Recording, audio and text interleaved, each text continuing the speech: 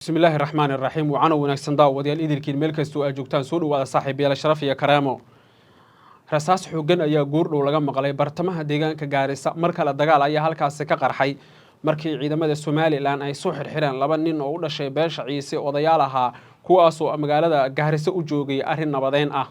waxay wararka iyo macluumaadku tilmaamayaan in dagaal qaatay ku dhawaad 30 daqiiqo oo xiriir halkaas uu ka dhacay iyada oo dareenka hub culus iyo qaraxyo waaweyn laga maqlay dhinaca koonfureed ee magaalada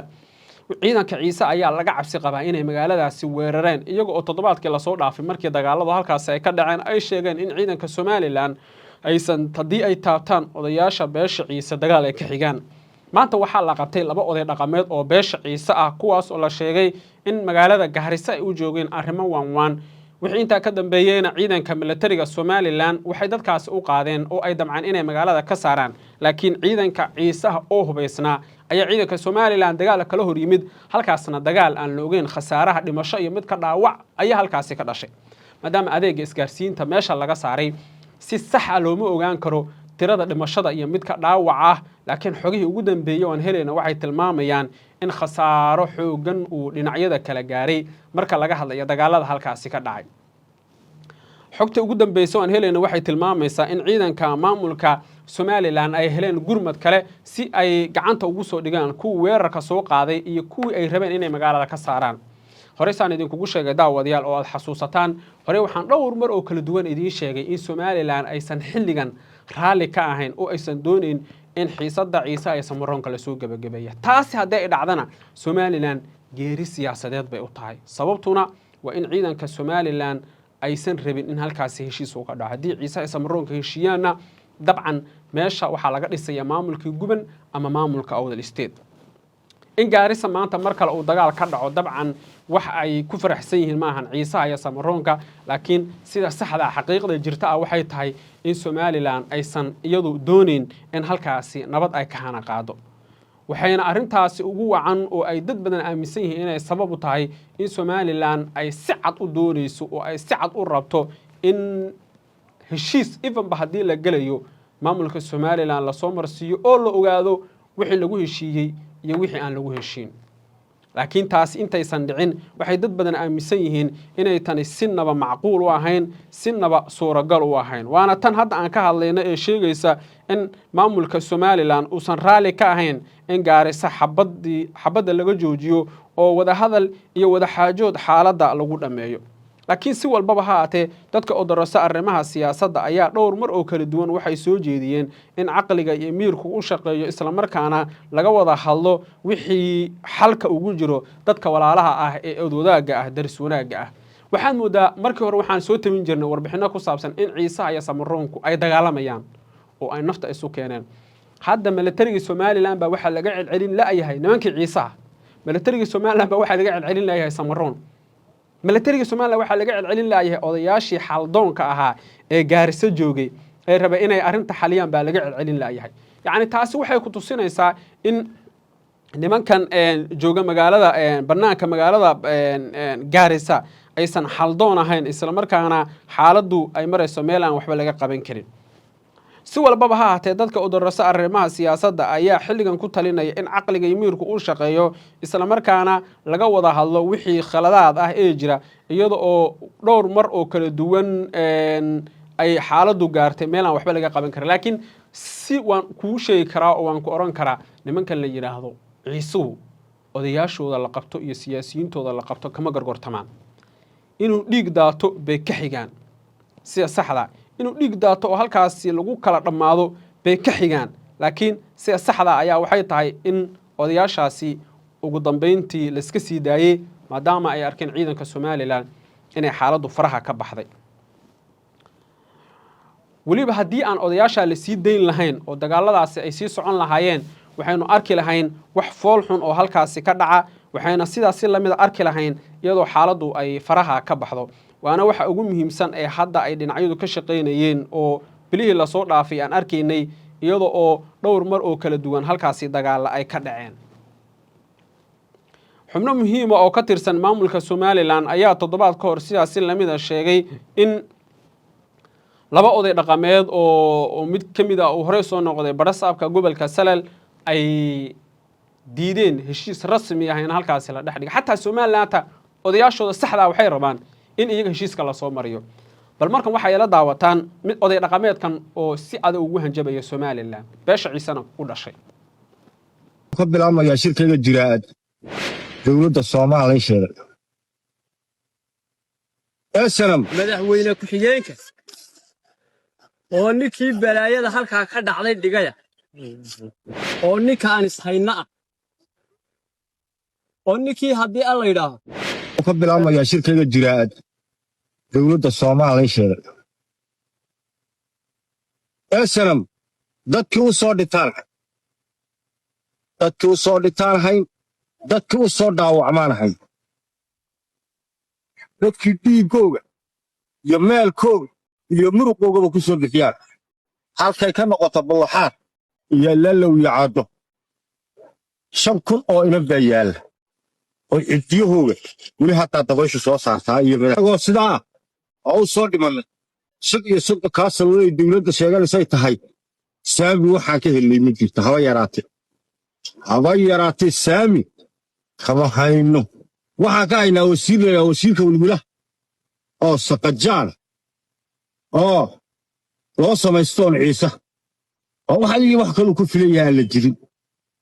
iyo laba xildhibaan noocan yihiin jirin ayaa dawladda Soomaaliya lagu arkaa xildhibaanka soo raacay wasiirka waa jildi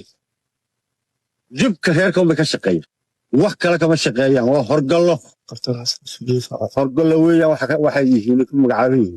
waxa soo raaca odayaal ayagu duubsadeen odayaashu ceema yeesheen waa iyaga waxa dawladda u geynaya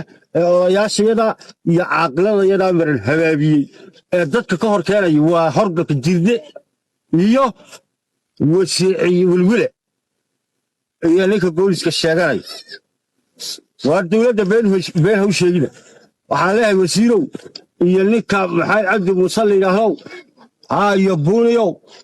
iyo jindow xalliyo waxaad qaban kartiin ma jirto nimanka dawladda sheeganaya been ha u sheegina waa been cad waxaad u sheegaysiin ciisaan qasbaynaa ciisaan soo qabanaynaa ciisaan saa odhanaynaa ciisaa taandha galaya waa been waxaas waad beenta ka daaya waan ciisa cid la qasbi kara maa waa dawlad qarana weeyaan aad buuna leeyahay haddii nabad la weydiinayo oo nabad laga doonayo Soomaaliya buu ka doonayaa iyo madaxdeeda ayuu ka rabaa cid kale kama rabo wax cid kale oo wax noo dhintay cid isagu dabada ka soo direedaa cid kale wax noo dhintay ma jiro cirooy adaa kaa rabnaa adaa dibi heshiisiinayo isbedeliyo wax ka sheegay isbedelkaaga masoo noqday maxaa askoo dashikada dhacdo noqday waa haddii ciidka diigdaayo taanada deelsa ka xidhay ciise ma galay cidana ma qasbi karto cidina nama qasbi karto cidna qasbi saamid haddii cid ku diigdaayo ilaahay waxaa la waayay Soomaaliya baa la waayay haddii taanada iyo wakiga la noo keeno annaguna ma kaa rabnaa adaan xalfadda ugaaskayga u geysatay adaa kaa rabnaa annagu cid kale wax la yeeshay Soomaali kale annaga wax la yeeshay isaaq ma ka rabnaa xukuumadda isaaq waliya ka rabnaa annagu Cabdiraxmaan Cirro madaxda ka yahay badilkii loo geystay aabbahayo iyo ugaaskayaga iyo igiskayaga iyo ciisanimadayaga iyo qabiilkayaga iyo qarankaana adigaa badil geystay ayaa xafladii masuudi gobolkii adaa inaad nala xaajooto oo waxaa ku keentay inta jooga marnay waxaan ka hadlaynaa waaqaca jira waqtigan iminka waxa weeye bayaaminaynaa nabadda xabad joojintii dawladdu ay haddee la idhaaho ay ku hadashay ciisiya iyadu ay wada hadleenay yidhaaheen ciise yidhi waxaan kaa rabaa adiga ay garbixin ciise yidhi ay ku ballameen dawladdu dheg ayna jalaq u siin madaxweyne ku xigeenka oo ninkii balaayada halkaa ka dhacday dhigaya oo ninka aan ishayna ah oo ninkii haddii alla yidhaaho horseed u ahaa masiibadii halkaa ka dhacday ee weli taagan kaabuu madaxweyne cirrana hoggaan uga dhigay nabad aan suuragal ahayn oo weji ay leedahay aan cidi garanayn ayuu haddii la yidhaha hormuud uga dhigay weli waxaan garan laanahay inuu isagu madaxweyne yahay iyo inuu cabdilaahi cirre madaxweyne yahay kala garan laanahay waaba ninkii alsayne waa kii balaayada dhigayay reerka ugu la socday wuu la dagaalamayay jabhadu ahaa kiibaa nabad xidhaya buu cirre leeyahay wixii xukuumaddiisa cirre lagula ballamay ee isaaq lagula ballamayna wuu ka saaray meesha waxaan qaadanayna iyo waxaan aqbalayna ma wax suuragalayayna ahayn ma ogolin iyada intaasi jirto haddana waxaa ka dambaysay in maxasta lala dhaco rasaas kii teeda yaryar iyo teeda waaweyn bale in lala dhaco baa ka dambaysay xukuumadda waxaan leenahay warkaaga adigoo caddeeyaa ka fiican iyadoo in haddii la dhaho wax caddaynayba noogu dhinee waxa ka qurux badan idinka oo taa waxa ka qurux badan adoo caddeeya ciisaan u jeedaa yidhaaha gedabuursi baan la socdaa yidhaaha waan la dagaalamayaa ciise yidhaaha oo caddeeya warkaaga baa ka fiican sida aad u socoto taa baa ka fiican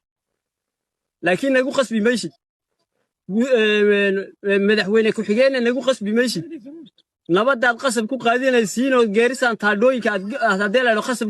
ku qaadanaysiinna nagu qasbi maysid ciisaan ka naytaa qaran baan ka naytaa waxa weeye annagu ciisaan nahay waan naqaanaa sida haddii la dhaho xukuumad loola dhaqmo iyo sida haddii la dhaho beel loola dhaqmo intaba waan naqaanaa ma ogolin waxaa adaa lagaa rabaa ballantii lagula galay iyo dhibtii aad rideed haddii la dhaho kuwan adigu baa dabada ka soo riixay adaa lagaaga fadhiya horena waa lagula ballamay oo waa la isku ogaa xukuumadda tiina waad beemisay taabaad ku dambaysiisay saaka halkaa maraysa in haddii la dhaho xaasaska intoo loo yimaado dhishika lala dhaco aqbali mayno wuxuu ciise leeyahaan leenahay wuxuu diidnaa wuxuu haddii la dhaho ogol yahayna waan ogolla kuwa horgollada haddii la dhaho shisheeyaha kaga daran ciisaha tolkood baa u noolo halkuu dhigaya isagaa isweydiinay assalaamu calaykum waraxmatullahi wabarakaatu